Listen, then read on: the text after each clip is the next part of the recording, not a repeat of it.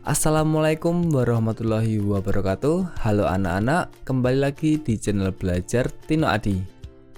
Pada kesempatan kali ini kita akan belajar tema 2 muatan IPA KD 3.3 tentang penyesuaian diri tumbuhan dengan lingkungan untuk kelas 6. Jangan lupa berdoa terlebih dahulu sebelum menonton video ini. Tumbuhan dan habitatnya. Indonesia memiliki keragaman hayati yang sangat tinggi. Coba kalian amati baik-baik gambar tumbuhan berikut ini. Apakah kalian pernah melihat tumbuhan tersebut? Ya, tumbuhan pada gambar adalah bakau.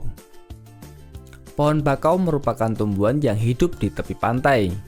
Tumbuhan ini memiliki akar tunjang yang tumbuh menyembul dari batang bawah.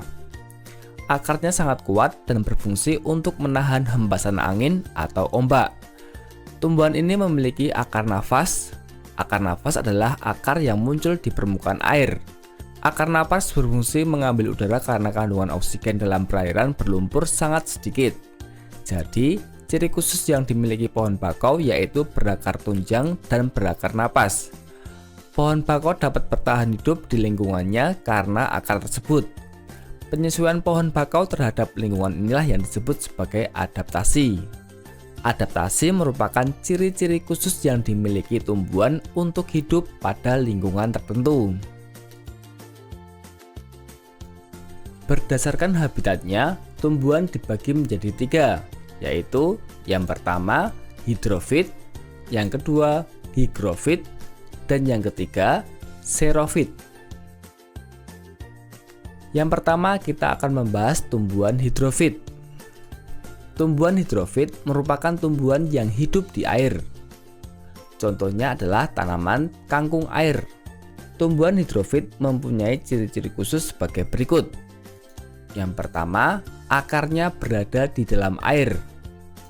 Yang kedua, daunnya muncul ke permukaan air. Dan yang ketiga, memiliki rongga udara dalam batang atau tangkai daun. Yang kedua, kita akan membahas tumbuhan higrofit. Tumbuhan higrofit merupakan tumbuhan yang hidup di tempat yang lembab. Contoh tumbuhan higrofit yaitu tumbuhan paku-pakuan. Tumbuhan higrofit mempunyai ciri-ciri khusus sebagai berikut. Yang pertama, daunnya lebar dan tipis. Daun yang muda biasanya melingkar atau menggulung. Yang kedua, batang pada umumnya tidak tampak karena terdapat di dalam tanah. Dan yang ketiga, memiliki akar, batang, dan daun.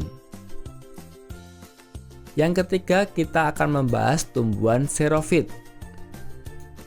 Tumbuhan xerofit merupakan tumbuhan yang hidup di daerah kering. Contoh tumbuhan xerofit adalah lidah buaya. Tumbuhan xerofit mempunyai ciri-ciri khusus sebagai berikut. Yang pertama, memiliki daun tebal, sempit, kadang-kadang berubah bentuk menjadi bentuk duri, sisik, atau bahkan tidak mempunyai daun. Yang kedua, batangnya tebal dan tersusun atas jaringan untuk menyimpan air. Dan yang ketiga, memiliki akar yang panjang. Penyesuaian diri tumbuhan dengan lingkungan. Tumbuhan memiliki kemampuan untuk menyesuaikan diri atau adaptasi dengan lingkungannya. Tumbuhan menyesuaikan diri untuk dapat bertahan hidup di habitatnya dan untuk mempertahankan diri. Yang pertama, penyesuaian diri tumbuhan dengan habitatnya.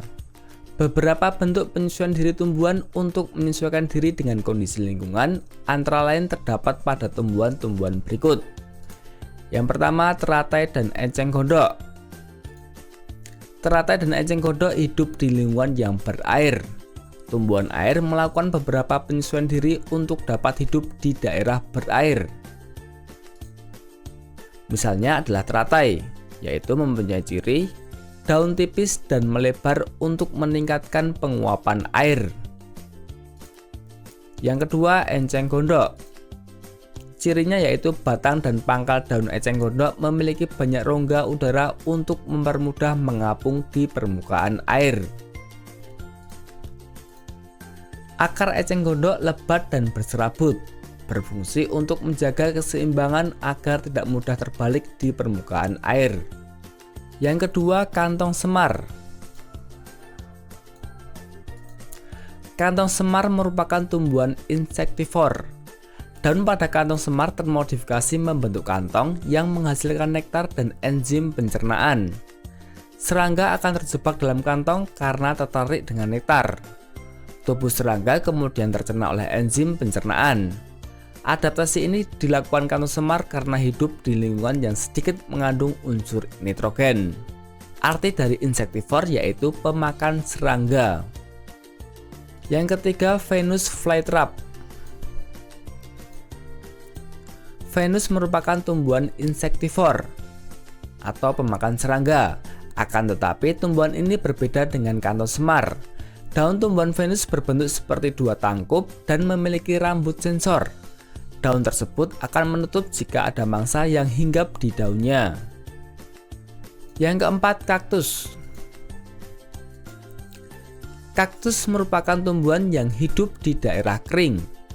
Adaptasi kaktus meliputi daun, batang, dan akar. Daun kaktus termodifikasi menjadi seperti jarum atau duri. Bentuk tersebut berguna untuk mengurangi penguapan. Duri kaktus juga berfungsi melindungi diri dari hewan pemangsa. Berikut ini ciri-ciri dari pohon kaktus. Yang pertama, akar kaktus panjang dan banyak serabutnya. Hal tersebut bertujuan untuk memperluas daerah penyerapan air. Yang kedua, daun yang berbentuk duri.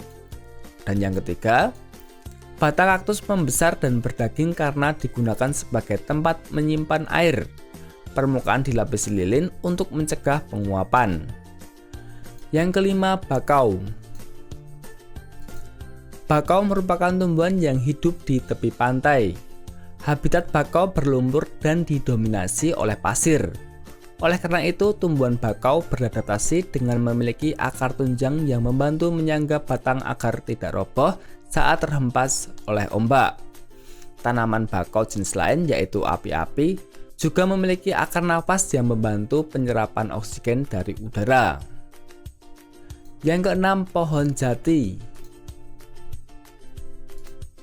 Pohon jati pada musim kemarau selalu menggugurkan daunnya atau meranggas. Daun-daun tersebut digugurkan sebagai upaya terhadap lingkungan yang kering dan panas. Jika daun digugurkan, penguapan air akan berkurang. Tumbuhan lain yang menggugurkan daunnya pada musim kemarau adalah pohon kapuk, mahoni, dan pohon gedondong. Selanjutnya, penyesuaian diri tumbuhan untuk melindungi diri. Yang pertama, menggunakan duri. Beberapa tumbuhan melindungi diri dengan duri yang tumbuh di bagian batang, buah, atau daun. Tumbuhan yang melindungi diri dengan duri antara lain pandan, kaktus, mawar, nanas, dan durian. Yang kedua, menggunakan racun. Ada jenis tumbuhan yang menghasilkan zat beracun. Zat beracun dapat terkandung pada bagian batang, daun, atau buahnya. Beberapa contoh tanaman yang beracun antara lain kecubung hutan dan jarak. Nah, pada biji jarak mengandung zat yang sangat beracun bernama risin. Beberapa butir kristal risin dapat mematikan manusia.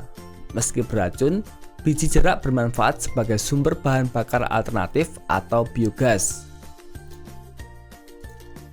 Sedangkan pohon kecubung, semua bagian tumbuhan kecubung mengandung racun, terutama bagian daun dan bijinya. Dan yang ketiga, dengan cara mengatupkan daun. Salah satu tumbuhan yang dapat mengatupkan daun adalah putri malu. Tujuan putri malu mengatupkan daun untuk melindungi diri dari herbivore yang akan memakannya. Setelah daun putri malu mengatup, akan terlihat warna daun bagian bawah yang berwarna pucat. Hal itu membuat hewan yang tadinya akan memakan tumbuhan tersebut mengira bahwa tumbuhan telah layu dan tidak enak dimakan.